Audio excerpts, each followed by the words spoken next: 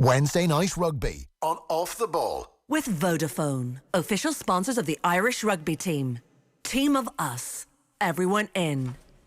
Yeah, you're welcome along. So, first Wednesday Night Rugby of the new season. Very happy to say Matt Williams is with us. Hello, good to talk to you again. You're very welcome. Hey Joey, great to talk to you, mate. Looking well and healthy in all that we've been through the last few months. Good to see you, mate. Likewise. Loads to talk about. The shape of this season is going to be very, very different. One brief tangent. First of all, I saw Eddie Jones was talking yesterday, so no great surprise, I would think. But he just confirmed he is walking away from the England job at the end of the next World Cup 2023. It's the last chapter, he said. And a bit of a cull for senior players cut. George Ford out, the Vunipolas out, Jamie George out, Marcus Smith comes in, Sam Simmons last included in 2018, obviously on the Lions tour as well. This summer he's in, and the 10 debutants from the summer are retained. Owen Farrell very much included, and Jones was making the case for Farrell. He had COVID before the Six Nations. His team was in the Championship, Saracens he means, and then training sessions were never consistent. He didn't get high quality games, so he's backing Farrell to come good again. England, an interesting case. Like last year, if we call it almost the Saracens effect, the bottom fell out from the whole thing after they'd been in such good shape. What do you suspect we're going to get from England and Jones now in the build-up to the next World Cup? He's certainly talking a big game. Eddie knows his clientele, and the English media and the public, they love that sort of talk, whether it's cricket, whether it's cycling, whether it's swimming now. That's the football, that's what they love, and he's into it. But, we've got to give Eddie a lot of credit. He's made 2 World Cup finals with 2 different countries, and his performance as coach of Japan was also excellent. Won a Super Rugby title. Like the guy's a winner. He knows what he's doing, and he's got a lot of experience. I suspect he's sending a lot of messages by culling the people he's culled. So coaches, the biggest way they can affect a squad is by the people they select. Before you even say a word or get into an activity, who you physically choose is a big step. And to get rid of the Vunipola brothers is a big statement, saying that no one is above being discarded. I think England...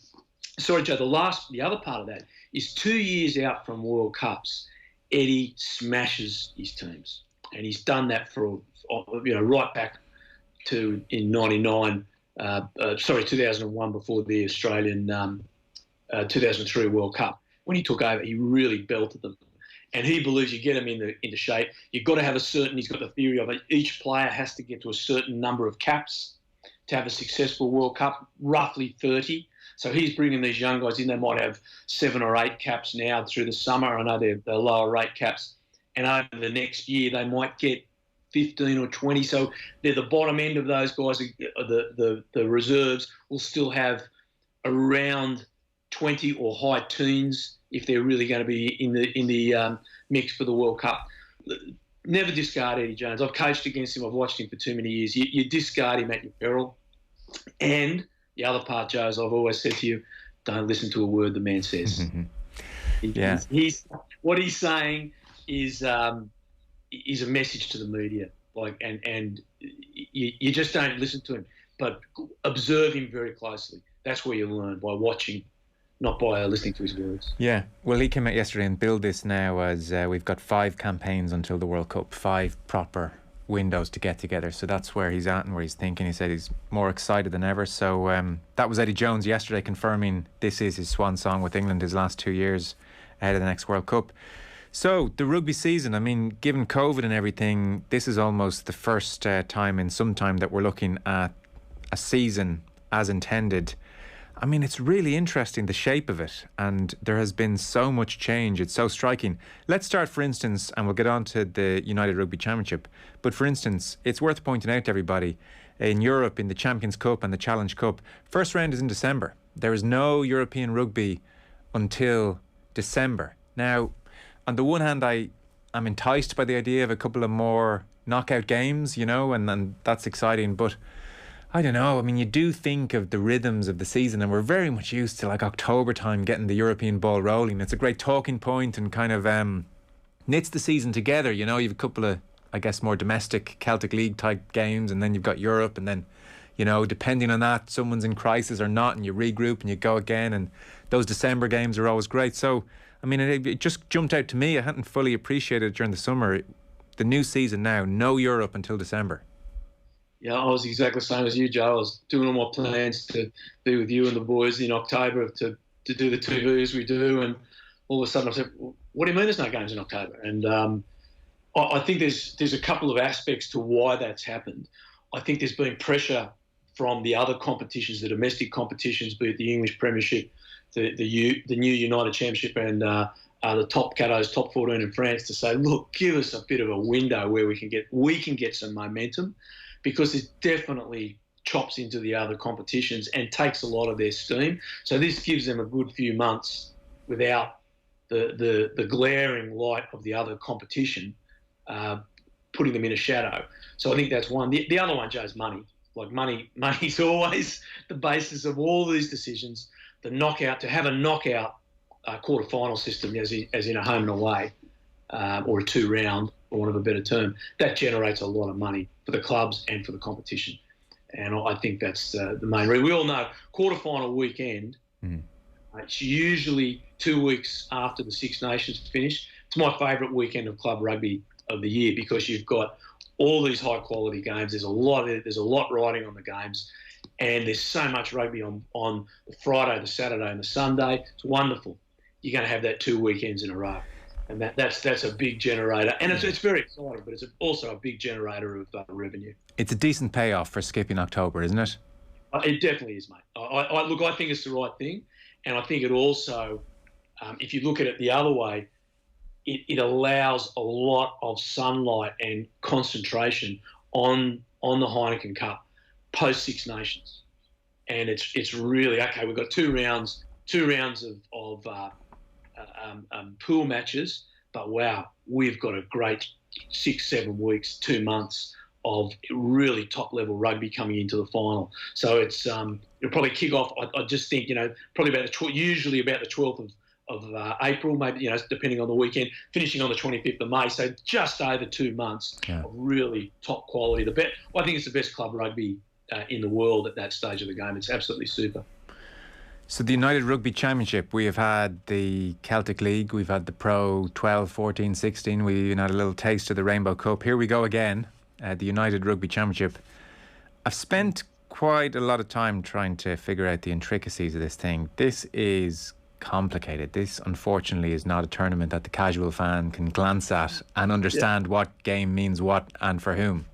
I'm hoping that you can explain it to me, Jake, because when we were talking to the producer, they said, we're going to talk about it. I said, mate, I can't figure it out.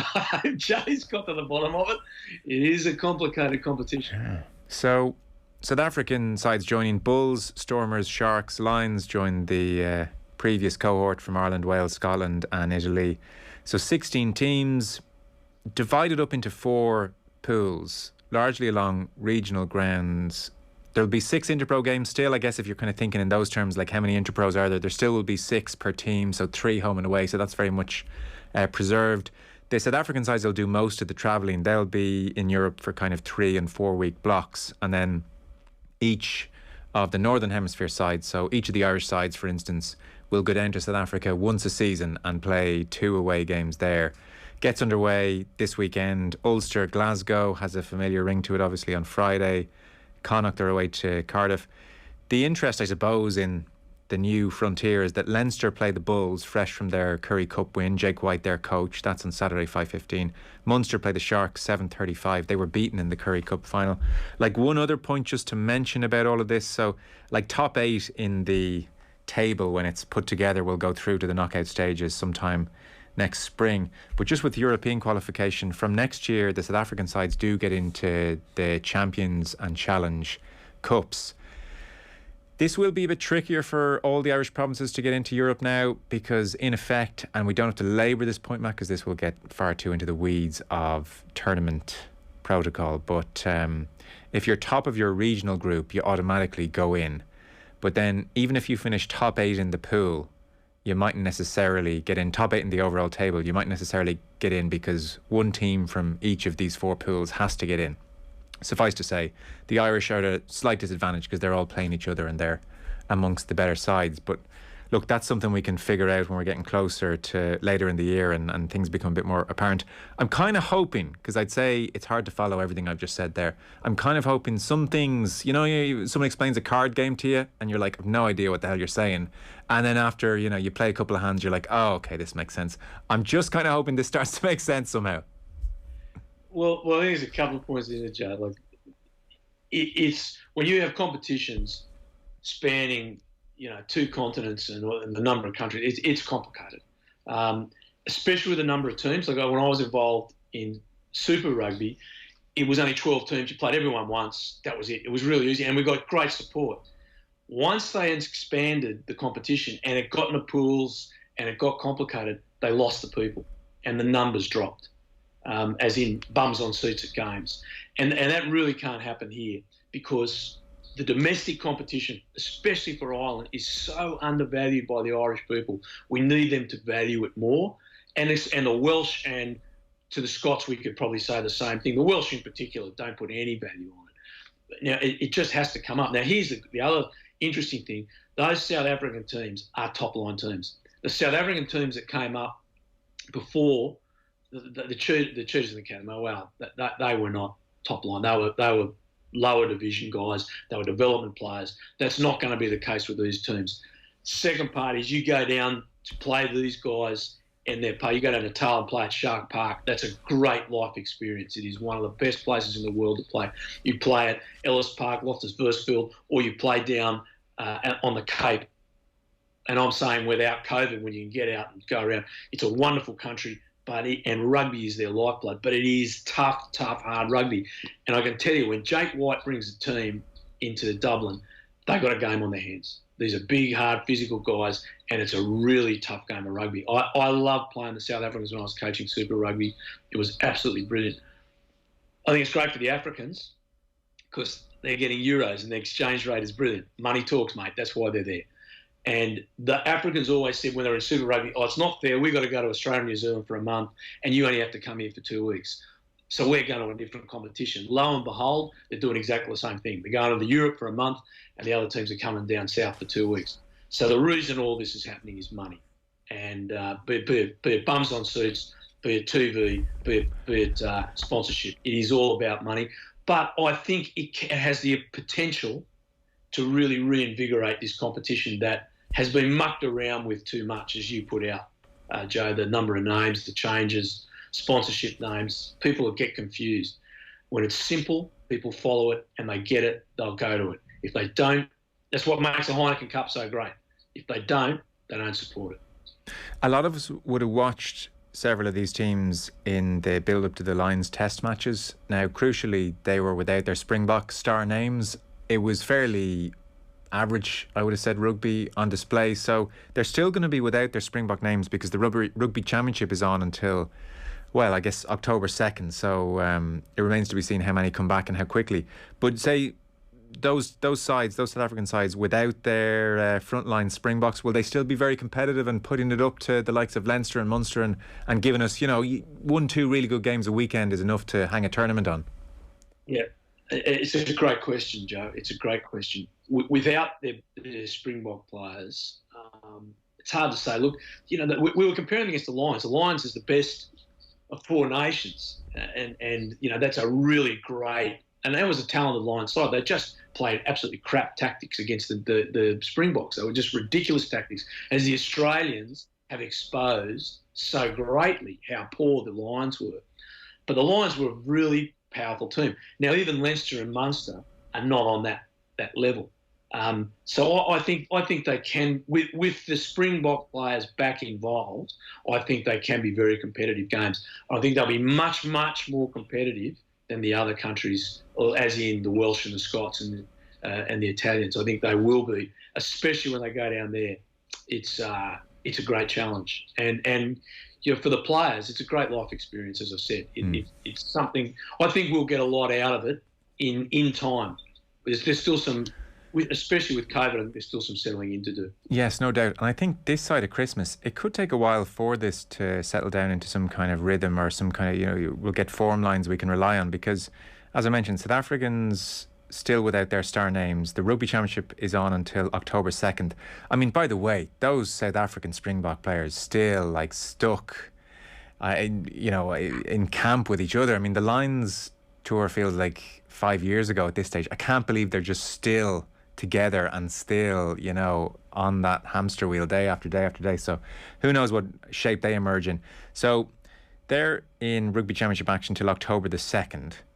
That gives this new tournament, the United Rugby Championship, a couple of weeks maybe to have some interesting games. But from late October, interestingly, and this is a contrast to previous versions of, say, the Pro 16, there'll be no games right across November. They're not going to clash with the November internationals. I guess they don't see the value in that, and that's probably understandable.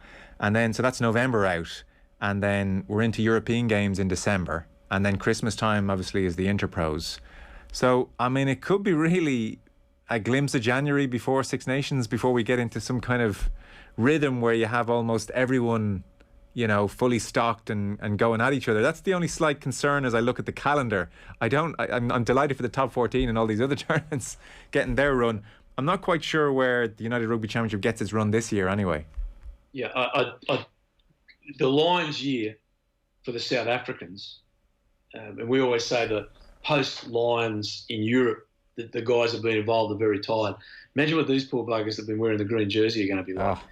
Because they've got to come back up here and play in November, Joe. So they finish 2nd of October. They might get home for a couple of weeks. I'm not sure how that's going to go with because South Africa is on the red list for the UK. They might have to go directly from Australia into the UK or go home for a little while, then do another 2 weeks quarantine.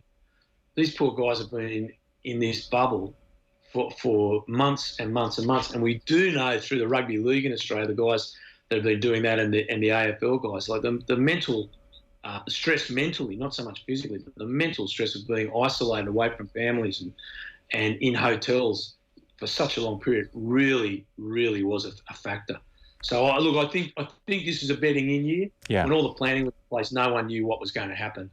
But I really do feel for the Africans. That's they've had to really carry a big burden for the Lions and now the championship, and then to come back after November. Well, we'll see how it all goes. I guess the proof will be in the pudding over the next couple of weeks. Like I said, this first weekend, Ulster, Glasgow, Cardiff, Connacht. Saturday, there's a real hope, I would think, on the organisers in their minds that Leinster against the Bulls and Munster against the Sharks really delivers doubleheader across Saturday evening. So that'll be a real maybe test for where this tournament is and how competitive it is. Of the Irish provinces, who interests you the most at the moment? Oh, Joe, I think it's going to be same as it has been. I think Leinster are definitely still out in front.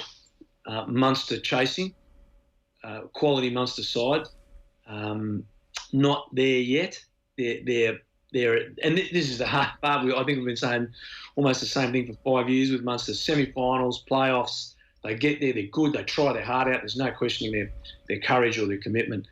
Just probably lacking a few quality attacking finishes to really take on the Toulouses of the world and La Rochelle and maybe the top end of the English Premiership. I think Ulster are again on the improve. Definitely played some really good rugby last year. I think they'll be better for their experience last year. And Connacht, again, under Andy Friend, are playing great rugby. And it'll depend on how long Connacht can keep their best players on the field. What affects Connacht more than anything else is their lack of depth. That they really give teams a good run for their money. And when they've got everyone on the field, they're highly competitive. 3 or 4 injuries and it drops away a little bit quickly. But Andy's done a great job there. So I think the Irish teams will be there when the whips are cracking. But again, you just can't go past Leinster with their structure, the people they've brought in. Michael Alatoa, a wonderful tight end prop from my club in Sydney. I played with. This is a terrible thing. I played with his dad, and Michael was my ball boy when we was coaching back there years ago. Michael and Alan Alatoa, the Australian tight end prop and the captain of Samoa, were our ball boys. Not a bad couple of ball boys we had, but quality human beings, quality player, and I think they're going to be there or thereabouts again. I also think Munster will be improving. How much they improve again, I'm not sure. Yeah, because they're at that point where, as you said, they're getting to the latter stages. Like Johan van Gran was speaking this week, so he's headed into his... he's done 3.5 years, so this year will bring him up to 4.5 years, and he's reflecting on where they are. He said, we won 80% of our games last year. We won 10 out of 12 away, 13 at home. Disappointing thing was losing to Leinster in that final. And to be fair, like, their performance in that final made it a particularly sour loss, I think, for them. They just didn't show up. And then he said as well, we lost to Toulouse, the eventual champions in the Champions Cup. So if we can get back to that 80% mark, which if you look in world sport is a pretty good achievement, is what he said. And I mean, he's not wrong. They won 20 of 25 games. The problem is they're losing those crucial ones late on in the season. So that's Van Gran and that's Munster. And he was asked, about contract extensions, and he said he's not talking about that publicly yet in the media. Can Simon Zebo make a big difference towards the end of a championship when they need points? It was interesting he was left out of Andy Farrell's 5-0 man squad. Yes, yeah. I think Simon can. I mean, just knowing Simon, I'm a great fan. I'm a great supporter. I've watched him play, and I've really enjoyed the way his attitude to rugby and life. It's going to depend on his conditioning. I think Simon, at the end of his time at Racing, might have felt he was out of the team, but he certainly wasn't in the best shape I felt he could have been in. I think if he comes back and he really dedicates himself, he can force his way into the national squad. I think he'd be a brilliant bench player at this stage. He can cover so many positions, and he's got an X factor. And people love watching him play. I certainly do. Yeah, I just think if he can get himself mentally dedicated, I'm not suggesting in any way that he's not trying or anything like that. That's just not Simon. Simon gives 100% every time he walks on the field. But if he can get himself in a peak physical condition, especially when you're late in your career, that's so crucial. And I think he could force his way back. Yes is the answer to that. I think the coach is under real pressure, and I agree with everything he said. He has won 80%. They've done brilliantly, but Munster is a province that demands trophies, and that is very unfair. It's very unfair on the coach. But I still think it's going to be a major factor this year for him. Because if you go for 5 years, you win 80%, but you're not bringing home any silverware, they want it. And that could really be a big factor in his future down there. Before you go, on the international scene, the Rugby Championship on at the moment, like I said, the South Africans in action till October 2nd, so it's coming to a close. Australia, they lost badly to New Zealand, 57-22, 38-21, some of the results.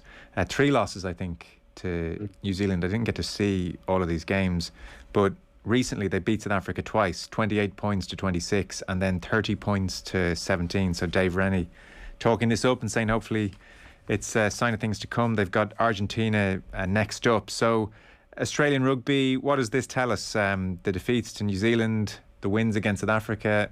How are the South Africans? I mean, you need to put them in context, I suppose, a little bit. I mean, are they a little bit flat after the lines? Give us your read on Australia and these results. Be interesting to see the results this weekend, Joe, where South Africa go against against New Zealand, to give us a barometer on where it is. If you come back to where Australian rugby is, the COVID crisis in Australia was like a bushfire. It burned out a lot of stuff, but a lot of the stuff that burned out was dead and needed to go. And it's been after a bushfire in Australia, you get regrowth. It's a country that the nature depends on the fires for regrowth. And I think the COVID has really gone through the administration. They've got rid of CEOs, they've got rid of chairmen, they've brought in new people. And I really think for the first time in maybe 15 years, I think Australian rugby is starting to turn a corner. They've got some good under-20s come through the system the last few years pre-COVID. And what Dave Rennie has done is he blooded a lot of those kids. Now, he didn't play Quade Cooper or O'Connor against the New Zealanders. He played young out-half, young centres, and he gave them 3 games against, the best team in the world, arguably. And they struggled. They missed kicks, they missed touch, they did things wrong. A young second rower, Darcy Swain, and look, they didn't aim up as their coach gave them the opportunity to do. He brought in a few older guys. Isaac Ruddock came into the second row, and he obviously brought back Quade Cooper at 10. And he got huge criticism for bringing Isaac Ruddock back into these guys. And they did aim up. They played really well. Michael Hooper was absolutely incredible. He brought in Angus Bell, a good young loosehead. And these guys really stood up and played some great rugby. He rotated his team exceptionally well. And they played really good rugby against South Africa. And really importantly, Joe, if we look at the Lions, what Australia did really smart was they attacked South Africa's weakness. The Lions attacked South Africa at their strength. And that was, they headbutted the Lions. Australia didn't. Australia attacked them in 2 or 3 points across the field and got a lot of benefit from that. Now, are the South Africans jaded? I think the answer to that has to be 100% yes, after all the things we just spoke about. We'll know a bit more when they go against New Zealand. If New Zealand come out and put 30 or 40 on them, then we can put it in perspective. If they play well against New Zealand, well, I think that says a lot for the progress of that Australian team. They're not where they need to be. But I think for everyone out there, you've got to keep Australian rugby in perspective. I noticed that Ireland are playing New Zealand for the first time since they beat them in 2018. Australia have played them 9 times since then. So Australia play New Zealand 3 times every year. And they just don't believe they can beat New Zealand at the moment. But they're turning the corner. They're slowly moving that. And the Northern Hemisphere, if everyone in the Northern Hemisphere played New Zealand 3 times, you'd have 3 more losses each year. So you just got to see where this, and that's why Australia come out and surprise people so often at the World Cup, because of the competition they have with New Zealand. It's great for Australian rugby, but it's not great for Australian rugby results. When you're playing the best, it lifts you. And that's been the same with our 20s, our under 18s and so on. When you play New Zealand every year, you learn a lot about yourself. And then when you go and play other countries, you find out usually it's not as hard as playing New Zealand all the time. So it's a really interesting time in the South. The last part, Joe, to put on that is Australia and New Zealand are rethinking on how to play against rushing defences. And that's what was special about those Australian performances. They picked out Faf de Klerk in their rushing defence, and they went either side of the smaller man. And it was really smart. It was some of the smartest rugby I've seen for a long time. And if you compare it to what the Lions did, that was primitive rugby. It was Neanderthal rugby what the Lions did. What New Zealand and Australia are doing is pretty smart. Not perfect, but pretty smart. Interesting. One last one. You mentioned Quade Cooper there, who's been on the scene obviously a long time, 71 appearances, and was very good by all accounts in that game against South Africa. I just saw a headline. I hadn't fully appreciated he wasn't an Australian citizen all these years. So he moved to Australia when he was 13 from New Zealand, qualified for the Wallabies obviously through residency, given he'd been there since he was 13. He's now going to be granted citizenship. The Immigration Minister Alex Hawke has confirmed that. But what jumped out to me is that he'd applied on 4 previous occasions and they were all rejected. He maybe said that his touring schedule and some stints abroad had led to those rejections. It seems they're taking him in now through distinguished, person is almost the kind of process by which he's getting the citizenship now. I'm just amazed Quade Cooper was playing for Australia and 4 times they were like, yeah, but you're not a citizen. Yeah, it's an interesting one, Joe.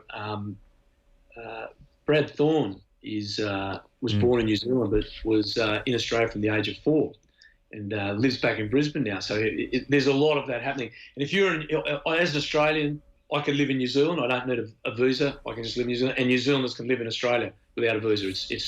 It's a free passage there, and you get full medical all the bit in New Zealand and Australia. So it's like a bubble across the ditch, the Tasman Sea, as we say. So Quade hasn't needed to be a citizen to live in Australia, but he applied for it. Now, the last time, I'm not a immigration lawyer. Australian visa system is hugely complicated. I've had to traverse it for some Irish friends and some French friends, and it's highly, highly complicated and difficult to go through. The big one Quade made an error on. You've got to be in the country when you apply for citizenship, and he was playing in Japan when he applied for citizenship. And you can't do it. No one can do it. So if you're living in Ireland, and even though you've been in Australia 20 years and you apply for citizenship when you're in Ireland, you can't do it. You'll get rejected. You've got to do it when you're back actually on the land in Australia. That's just the law. There was a huge cry about it, and rightly so. Quade should, with someone would, and not let's forget his rugby. The guy's lived in Australia since he was 13. Like, even if he never played a game of rugby, he's got the right to be an Australian citizen. But there was a technical error. Okay. But because of the huge cry and everyone going out, the minister says, "Look, everyone calm down. There's not going to be a problem here. We'll sort it out." But technically, Quaid made an error, and it is just one of those things with governments, you know. Okay. Fair enough. I figured because the headline and the 4 rejections, I thought, I presume this is to do with the technicalities of boring bureaucracy as opposed to some kind of disconnect between Quaid Cooper and the Australians. 100%. You don't get denied citizenship for missing goals or doing something stupid on a rugby field. We've got pretty tough laws, but they're not that tough, mate. They're not that tough. Fair enough. Okay, listen, that gets the ball rolling. We'll see how this season plays out. Should be an interesting year, actually. Very different to the previous couple, that's for sure. Matt Williams, great to have you on. Thanks so much. Pleasure, Joe. Great to talk to you, mate. Cheers. Matt Williams there. Our rugby coverage is with thanks to Vodafone, sponsors of the Irish rugby team. Team of us, everyone in. Wednesday night rugby on Off the Ball. With Vodafone, official sponsors of the Irish rugby team. Team of us, everyone in.